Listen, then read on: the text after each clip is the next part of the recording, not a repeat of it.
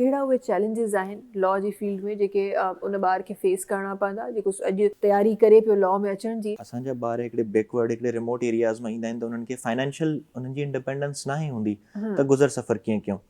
त गवर्नमेंट जा फाइनेंशियल जेके क्राइसिस आहिनि उनखे टैकल करण जे लाइ कुझु इनिशिएटिव्स आहिनि।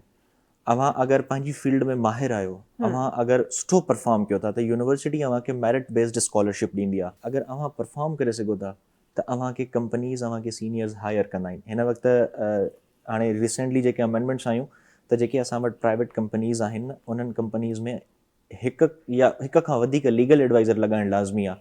त ज़ाहिर सी ॻाल्हि आहे जीअं कंपनीज़ डेवलप थींदियूं वेंदियूं हा त उते पोज़ीशन वैकेंट थींदियूं रहंदियूं। लॉ जी फील्ड में अव्हां लिटिगेशन तरफ़ अचो, ड्राफ्टिंग तरफ़ अचो, टीचिंग तरफ़ हलिया वञो, तव्हां NGO सेक्टर में जेको आहे त लीगल कंसल्टेंट जे लाइ वञी सघो था। उनखां बाद में हिन वक़्तु क्राइटेरिया आयो आहे त 2 साल प्रैक्टिस करे तव्हां सिविल जज जे लाइ अपॉइंट कयो। ॾाढी ज़बरदस्त पोस्ट आहे।